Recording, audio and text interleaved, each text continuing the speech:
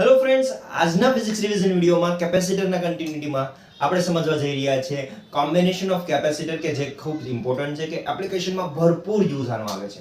એટલે ખાસ કરીને આના કોન્સેપ્ટ ખૂબ સમજી લેજો. કોમ્બિનેશન ઓફ કેપેસિટરમાં આપણે બંને સિરીઝ અને પેરેલલ કોમ્બિનેશન છે એને આપણે કમ્પેરિઝન વાઇઝ ડાયરેક્ટલી એના કોન્સેપ્ટ સમજવાના છીએ. તો સિરીઝ કોમ્બિનેશન ક્યારે બને છે? ધેટ મીન્સ કે સિરીઝ કોમ્બિનેશન એટલે કે શ્રેણી જોડાણ છે એ ક્યારે થાય?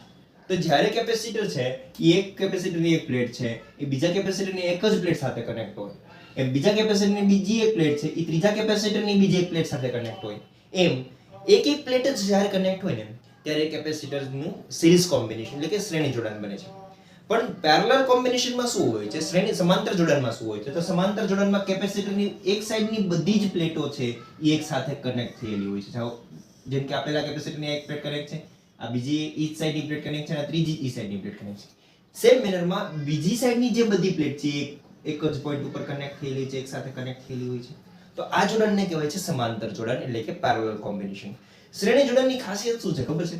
કે જ્યારે તમે એને બેટરી સાથે કનેક્ટ કરશો ને, ઓકે, ઈ જોડાણને, તો બેટરીમાંથી જે ચાર્જ જેટલો ચાર્જ નીકળતો હશે ને એટલો ચાર્જ કેપેસિટરની બધી જ પ્લેટ ઉપર આવશે. એટલે કે બધા કેપેસિટરમાં સેમ ચાર્જ ડેવલપ થશે. કેમ કે અહીંયા માઇનસ ક્યુ બન્યો તો આ પ્લેટ માઇનસ બની હોય તો અહીંયા પ્લસ ક્યુ ચાર્જ બનશે. તો ઈ પ્લસ ક્યુ ક્યારે બન્યો? એટલો ચાર્જ એને લૂઝ કર્યો એટલે ગુમાવ્યો છે. તો ઈ માઇનસ ક્યુ ચાર્જ ક્યાં આવશે? આ પ્લેટ ઉપર. આ પ્લેટે માઇનસ ક્યુ બન્યું તો આ પ્લેટ છે ઈ લૂઝ કરશે, કેમ કે અપાકર્ષણ લાગશે તો આ પ્લેટ લૂઝ કરશે ચાર્જ કેટલો? તો માઇનસ ક્યુ ચાર્જ લૂઝ કરશે. ઈ ચાર્જ ક્યાં આવ્યો? અહીંયા આવ્યો. હવે આ પ્લેટે છે ઈ રિપલ્સન અહીંના ચાર્જના રિપલ્સનના લીધે આ પણ ચાર્જ છે ઈ લૂઝ કરે છે, ગુમાવે છે. તો એ માઇનસ ક્યુ ચાર્જ પાછો બેટરીમાં મળે છે. ઓકે, તો જેટલો ચાર્જ બેટરી આપે છે એટલો જ ચાર્જ બધામાં કેપેસિટર ઉપર આવે છે. એટલે કે તમે એમ કહી શકો છો કે ક્યુ કેવો રહેશે? કેપેસિટર દરેક કેપેસિટરમાં સેમ સમાન રહે છે. ઓકે, હવે V ની વાત કરું તો શ્રેણી જોડાણમાં છે ને આનું potential let us say that V1 હોય, આમાં V2 હોય, V3 હોય ને, તો V છે એ વહેંચાય છે. એટલે કે V શું હોય છે? ડિફરન્ટ. બધા કેપેસિટરમાં V ડિફરન્ટ હોય છે. Is that clear? હવે શ્રેણી જોડાણમાં બીજી વસ્તુ ખાસ એ ધ્યાન રાખવાની છે કે ટોટલ V છે આ ત્રણેય વચ્ચે વહેંચાતો હોય છે. એટલે કે પહેલા પોઈન્ટ એ છે કે Q કેવો રહે છે? સેમ. V ડિફરન્ટ હોય તો V લખી શકું છું V1, okay, plus V2 plus V3 થાય છે. હવે સમાંતર જોડાણમાં શું થાય છે? તો જ્યારે હું જોડાણને હું બેટરી સાથે કનેક્ટ કરું ને તો બેટરીમાંથી જે ચાર્જ નીકળતો લેટ અસ સે માઇનસ ક્યુ ચાર્જ અહીંયા નીકળે છે તો અહીંયા ત્રણેયમાં ડિસ્ટ્રીબ્યુટ થશે. આમાં જશે, અહીંયા જશે અને અહીંયા જશે. એટલે કે વહેંચાય છે. ઓકે, તો કેટલો આવે છે? તો લેટ અસ સે આની પર માઇનસ Q1 ચાર્જ બને છે, અહીંયા માઇનસ Q2 ચાર્જ બને છે, માઇનસ Q3 ચાર્જ બને છે. જેટલો અહીંયા નેગેટિવ આવે એટલો સામે પોઝિટિવ બને છે. કેમ કે એટલો ચાર્જ રિપેલ થશે તો માઇનસ Q1 ચાર્જ અહીંયા નીચે આવશે, આ માઇનસ Q2 ચાર્જ અહીંયા આવશે અને માઇનસ Q3 ચાર્જ અહીંયા આવશે. પાછો એ રીકમ્બાઇન થઈ જશે તો માઇનસ Q ચાર્જ બને છે અને એટલો જ ચાર્જ જેટલો બેટરી આપેલો હતો એટલો જ ચાર્જ બેટરીના પોઝિટિવ ટર્મિનલમાં પાછો આવે છે. એટલે કે અહીંયા છે ચાર્જ Q છે એનું ડિસ્ટ્રીબ્યુશન Q, મતલબ Q છે અહીંયા બધામાં ડિફરન્ટ હોય છે. ઓકે, પણ V કેવો હોય છે? સેમ. કેમ ખબર છે? આ બેટરીના પોટેન્શિયલ V હોય તો એ ક્યાં કનેક્ટ છે? આ બે પોઈન્ટ ઉપર છે. હવે આ બે પોઈન્ટ ઉપર આના બે ટર્મિનલ છે, આ જ બે પોઈન્ટ ઉપર આના બે ટર્મિનલ છે, આ જ બે પોઈન્ટ ઉપર આના પણ બે ટર્મિનલ છે. એટલે કે આના પોટેન્શિયલી આને પણ મળે છે, આના સ્થિતિમાનનો તફાવત આને પણ મળે છે, આના પોટેન્શિયલ ડિફરન્સ આને પણ મળે છે. એટલે કે ત્રણેયના પોટેન્શિયલ કેવા હોય છે? સેમ. એટલે V સેમ રહે છે. ઓકે, એના માટે મારે લખવું હોય તો હું એમ લખી શકું છું V is equal to V1 plus V1 is equal to V2 is equal to V3 ને Q ટોટલ જે બેટરીનો છે એ Q1 plus Q2 plus Q3 થાય છે. Q વહેંચાય છે, અહીંયા V વહેંચાય છે. આ ડિફરન્સ મેજર છે બધું છે. હવે ત્રીજી વસ્તુ સમજીએ. ઓકે, તો જો V સમાન રહે છે તો V is equal to હું લખી શકું છું V વહેંચાય છે. હવે બીજી વસ્તુ કહીએ, હવે બીજી વસ્તુ ડિસ્કસ કરીએ તો Q સેમ રહે છે ને V વહેંચાય છે તો હું લખી શકું છું V is equal to Q by C1 plus Q by C2 Q by C3. ખબર પડી શું કર્યું મેં? V is equal to Q by C formula વાપરી. તો Q તો બધામાં સમાન રહે તો હું બેટરી માટે પણ લખી શકું છું Q by C. ઓકે, તો આ Q બધામાંથી ઉડી જશે, કેન્સલ થઈ જશે. ઓકે, કોમન નીકળશે તો અહીંયા Q કેન્સલ થઈ જશે તો અહીંયા બધું Q1 થઈ જશે, અહીંયા 1 થઈ જશે. તો આ આવી ગઈ સમતુલ્ય કેપેસિટન્સની ફોર્મ્યુલા. ઓકે, તો એ સમતુલ્ય કેપેસિટન્સની ફોર્મ્યુલા હું કેવી રીતે લખી નાખું? તો 1/C equivalent is equal to 1/C1 plus 1/C2 plus 1/C3. ત્રણ માટે છે એવી રીતે n માટે હોય તો આપણે up to n લખશું. પણ જો બે માટે લખીએ તો શું થાય? તો 1/c equivalent is equal to શું થઈ જાય? 1/c1 plus 1/c2. હવે ક્રોસ મલ્ટીપ્લિકેશન કરો તો c1 પ્લસ c2 ઉપરથી જશે, નીચે c1 c2 થી જશે. પણ આપણે માટે 1/c ઇક્વિવેલન્ટ એ સમતુલ્ય નથી. સમતુલ્ય કેપેસિટન્સ શું કહેવાય? આનું ઉલટાવી દેવાનું. તો સમતુલ્ય કેપેસિટન્સ બે માટે છે એ c1 c2/c1 પ્લસ c2 છે. સમતુલ્ય અને ઇક્વિવેલન્ટ નો મીનિંગ શું છે? મતલબ કે આ c ઇક્વિવેલન્ટ મતલબ શું? તો એ છે કે આ ત્રણની જગ્યાએ હું એક કેપેસિટર લગાવું કે જે સેમ ચાર્જ આપશે અને સેમ પોટેન્શિયલ લેશે. ઓકે, સેમ ચાર્જ જ રહેશે અને પોટેન્શિયલ એ સેમ રહે, તો એવું કેપેસિટન્સ કયું? આ ત્રણની જગ્યાએ. તો એને કહેવાય છે ઇક્વિવેલન્ટ, એટલે કે સમતુલ્ય. ખબર પડી? 500 ની એક નોટ અને 100 ની 5 નોટને બરાબર કહેવાય, તો એને કહેવાય છે ઇક્વિવેલન્ટ.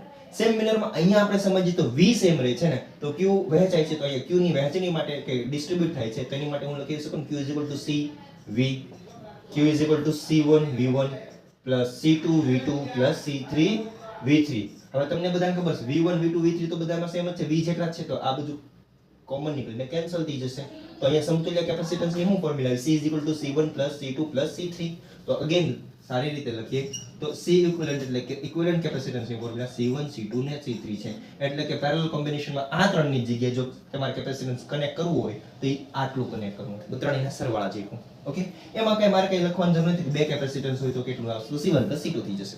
માનો કે હવે એનો મતલબ આપણે એક એક્ઝામ્પલ થી હું તમને સમજો. આ 1 2 અને 3 છે, તો લેટ અસ સે ધેટ અહીંયા 1 2 અને 3 લઉં તો 1/c ઇક્વિવેલન્ટ ની વાત કરીએ તો 1/1 + 1/2 + 1/3 થઈ જશે.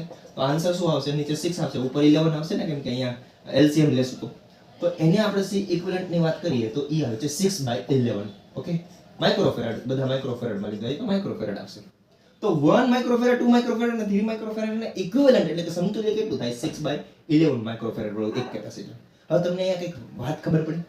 1 2 અને 3 ની કમ્પેરમાં જોવા જાવ તો આ બહુ ઓછું આવે. 6/11 એટલે રફલી સમજવા છે તો 0.48 અરાઉન્ડ કે 49 આવશે. એનો મતલબ છે કે 0.49 આવ્યું. આ ત્રણેય કરતા બહુ ઓછું આવ્યું કે નહીં? એટલે કે સમતુલ્ય કેપેસિટન્સ અહીંયા જોવા જઈએ શ્રેણી જોડાણમાં એટલે કે સિરીઝ કોમ્બિનેશનમાં જે c ઇક્વિવેલન્ટ છે, okay, is less than c1, okay, less than c2 or less than c3. નાનામાં નાના કરતા પણ નાનો હશે, સ્મોલેસ્ટ હશે. ઓકે, જ્યારે અહીંયા તો એડિશન થાય તો એ તો કોમન સેન્સ છે. 1 2 3 હોય તો શું થઈ જશે? 6. એટલે કે અહીંયા જે c ઇક્વિવેલન્ટ બને છે એ કાં તો એ ત્રણેયમાં કરતા મોટું જ બનશે, લાર્જર આવશે. Is that clear? હવે લાસ્ટ વસ્તુ શું છે? માનો કે n આઇડેન્ટિકલ હોય તો n identical capacitance of capacitance c વાળા n આઇડેન્ટિકલ કેપેસિટન્સ હોય તો બે હોય તો let us say that 1/c + 1/c તો શું થઈ જાય? 2/c થઈ જાય c ઇક્વિવેલન્ટ. તો એને શું લખીએ કે c ઇક્વિવેલન્ટ = c/2. ત્રણ હોય તો 1/c + 1/c + 1/c તો શું થઈ જશે? 3/c. તો એને ઉલટાવીએ તો c ઇક્વિવેલન્ટ શું થઈ જાય? c/3. ઓકે, તો n આઇડેન્ટિકલ કેપેસિટન્સ હોય of each having capacitance c, દરેકનું કેપેસિટન્સ c છે, એવા n સરખા કેપેસિટર હોય તો એનું સમતુલ્ય c ઇક્વિવેલન્ટ બને c/n. ઓકે, તો સેમ મેનરમાં આમાં શું બનશે? હવે તમે બધાને આઈડિયા આવી ગયો છે. n આઇડેન્ટિકલ એટલે કે સરખા કેપેસિટન્સ c હોય તો એમાં સમતુલ્ય કેપેસિટન્સ બને છે n * c. કોમન સેન્સ ની વાત છે. બે હોય તો c + c એટલે 2c, ત્રણ હોય તો c + c + c એટલે 3c, તો n હોય તો nc બને છે. ઓકે, હવે લાસ્ટમાં આપણે સમજીએ. ઓકે,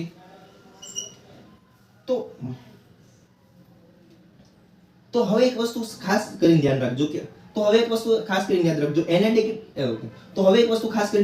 જો n આઇડેન્ટિકલ કેપેસિટન્સ હોય ને, ઓકે, તો એમાં પોટેન્શિયલ છે એક સરખું વહેંચાશે, ઇક્વલ ડિસ્ટ્રીબ્યુશન થશે. તો v1 = v2 = v3 કેટલું થશે? તો v/n થઈ જશે. જ્યારે અહીંયા કોનું ડિસ્ટ્રીબ્યુશન થશે? ચાર્જનું. કેમ ચાર્જ ડિવાઈડ થાય છે તો q1 = q2 = q3 થશે જો સરખા હોય ત્રણેય તો. ને કેટલું થશે? q/n. ઓકે, તો આ થઈ ગઈ વાત series parallel combination of capacitor ની. કોઈ ડાઉટ કે કોઈ ક્વેરી હોય તો કમેન્ટ બોક્સમાં જણાવજો.